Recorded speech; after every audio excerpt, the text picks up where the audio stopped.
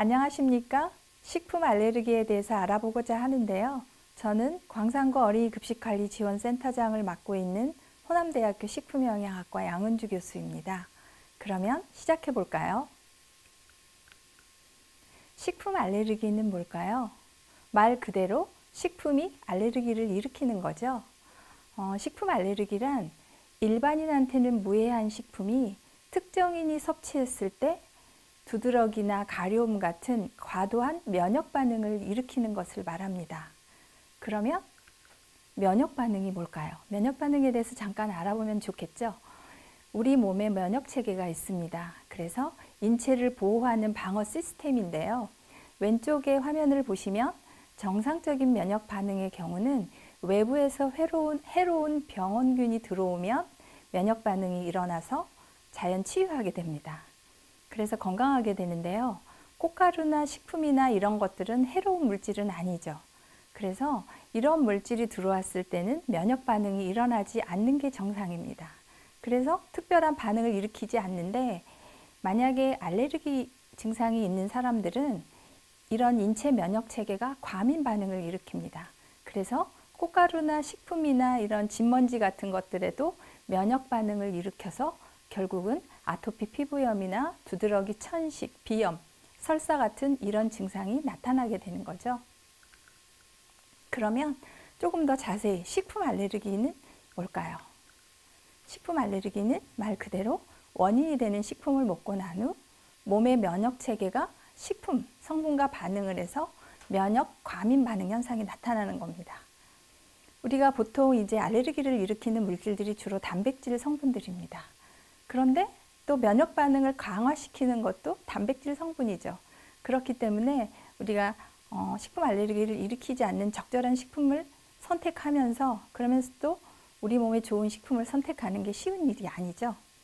특히 이 면역 반응을 일으키는 이런 물질들이 대표적인 게 면역 글로불린 E라는 이런 면역 물질이 있습니다. 그래서 이게 너무 많이 생기는 거죠. 그래서 식품 알레르기가 있는 아이들은 병원에 가서 검사를 받으면 이 면역 글로불린 E의 수치가 높게 나타나는 경우가 많습니다. 식품 알레르기 증상을 살펴보면요, 연령에 따라 조금 다른 양상을 나타내고 있는데요. 일반적으로는 처음에는 음식 알레르기가 먼저 나타납니다. 그래서 위장에서 반응을 하고, 그 다음에는 아토피 피부염, 그래서 나이가 조금 더 이제 지나면 기관지 천식, 그래서 나중에는 알레르기 비염으로 이렇게 연령에 따라 진행을 하게 되는 경우가 많은데요. 이거를 알레르기 행진이라고 이야기를 합니다. 물론 어린아이에 따라서는 반응이 다르게 나타나는 경우도 있습니다. 알레르기 증상은 이제 다양하게 나타나죠. 그래서 소화기, 구토나 설사, 피부는 두드러기, 그리고 신경계는 이제 두통, 눈은 눈 주위가 붓거나 호흡기, 기침 호흡곤란 이런 증상들을 나타내고요. 전신 반응을 나타내기도 하죠. 그래서 아나필락시스라고 이야기를 하는데, 호흡곤란, 심하면 사망에도 이르기 때문에 식품 알레르기를 가볍게 여기면은 굉장히 큰 문제를 야기할 수도 있겠죠. 식품 알레르기 증상은 굉장히 다양합니다. 그래서 반응을 일으키는 식품이 다양하고 증상이나 반응 시간도 다릅니다. 그렇기 때문에 가정에서나 또는 어린이집 같은 시설에서 굉장히 많은 어린이들이 있는데, 어린이들을 주의 깊게 관심 있게 살펴봐야 되겠죠. 특히 영유아기는 면역학적으로 미숙한 시기입니다. 왜냐하면 성장하는 시기이기 때문에 아직 면역 기능이 성숙이 안 돼 있습니다. 그렇기 때문에 식품 알레르기를 유발하기가 더 쉽습니다. 왜냐하면 성장 단계에 맞는 식품을 섭취를 해야 되는데 조금 일찍 식품을 먹거나 이유식을 일찍 하거나 이런 경우에도 식품 알레르기를 유발할 수 있습니다. 그런데 한 가지 다행스러운 거는 아이들이 성장하면서 면역 기능이 성숙하게 되면 식품 알레르기나 아토피 피부염이 개선되는 경우도 많이 있기 때문에 관심을 가지고 조금 살펴봐야 됩니다. 알레르기를 자주 일으키는 식품에 대해서 식약처에서 식품 등의 표시 기준에 의해서 식품을 정해놨습니다. 그래서 우리나라에서 알레르기를 많이 일으키는 22가지 식품에 대해서는 반드시 제품 겉면에 표시하도록 되어 있습니다. 여기 보시면 난류, 닭고기, 쇠고기, 돼지고기 등등 22가지 식품이 있고요. 아항산유는 우리 방부제나 표백제로 쓰이는 식품 첨가물인데요. 우리가 먹는 가공식품에 굉장히 많이 이용이 되고 있습니다. 그래서 이런 식품들이 알레르기를 많이 일으키기 때문에 특별히 이런 22가지 식품에 대해서는 반드시 표시를 하도록 되어 있고요. 어린이에 따라서는 다른 식품에 알레르기 반응을 일으킬 수도 있죠. 그래서 이 식품뿐만 아니라 다른 식품들도 주의 깊게 살펴봐야 됩니다. 식품 알레르기를 일으키는 원인 식품들은 이제 몇 가지 특징이 있는데요. 조금 전에 말씀드린 것처럼 주로 단백질로 구성이 된 경우가 많고요. 그리고 나이에 따라서도 조금씩 달라집니다. 어린이들 같은 경우는 이제 달걀이나 우유에도 알레르기를 일으키는 경우가 있는데요. 한 5, 6세 정도 되면 이제 많이 없어지는데 견과류 같은 경우는 나이가 성장을 해도 없어지지 않는 경우가 많고 생선이나 갑각류, 조개류는 성인기에도 많이 발생을 합니다. 그렇기 때문에 식품에 따라 조금 달라지고요. 그리고 갑자기 생기기도 하고 또 없어지기도 하기 때문에 늘 세심한 주의와 관심이 필요하죠. 그리고 발생 빈도가 높은 식품들도 있고 개인에 따라서 양도 달라집니다. 그런데 또 한 가지 중요한 것은 조리 방법에 따라서 달라지기 때문에 만약에 식품 알레르기가 있는 아이들의 경우에는 신선한 생식품도 좋지만 삶거나 데쳐서 조리를 해서 제공을 하게 되면 이런 성분들이 제거되는 경우가 많이 있습니다. 저의 경우에도 생밤을 먹으면 알레르기를 일으키는데요. 삶아서 먹으면 괜찮습니다. 그래서 조리 방법에도 주의를 기울이시는 게 좋을 것 같습니다.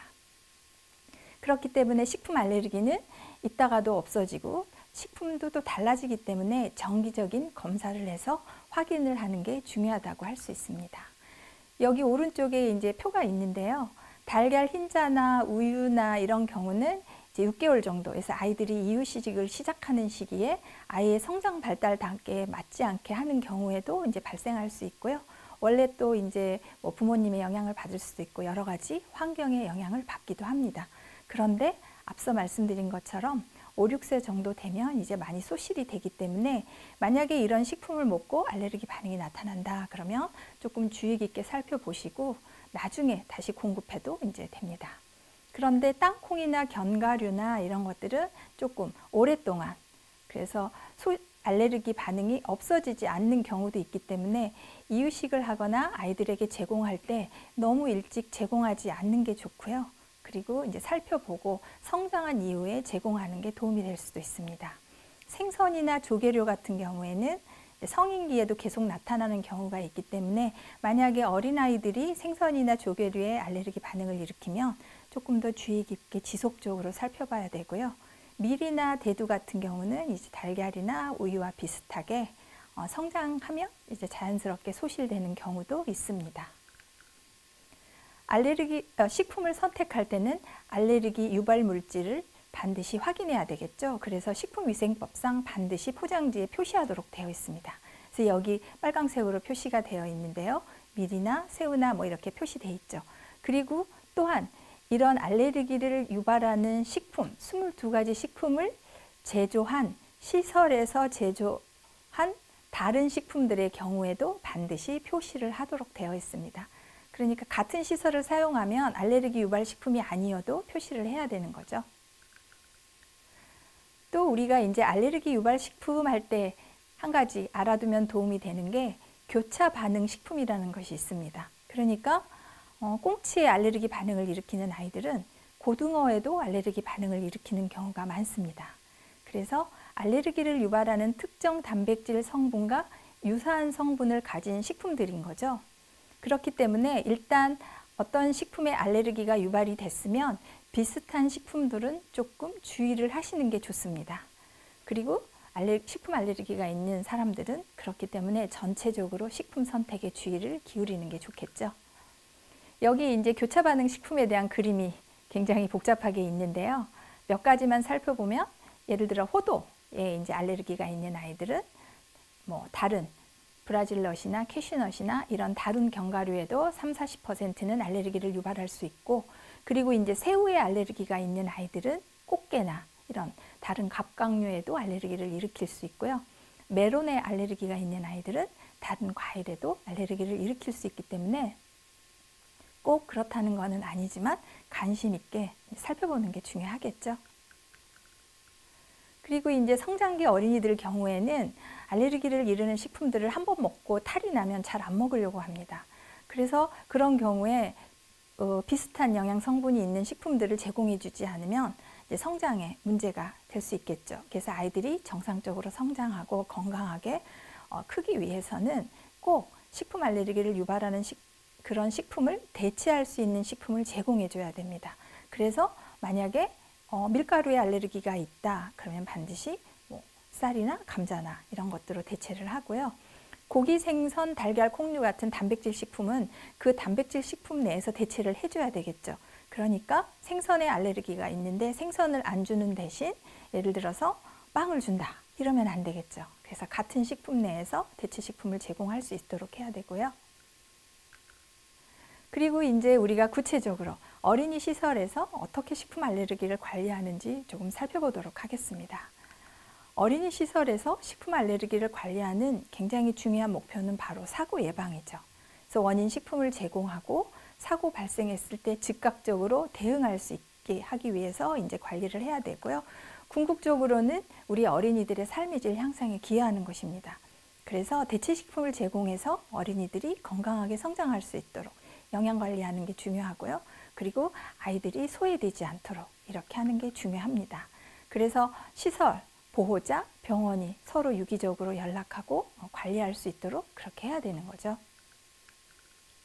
그러면 식품 알레르기 관리하는 조금 방법을 구체적으로 알아보는데요. 4단계로 구성이 되어 있죠.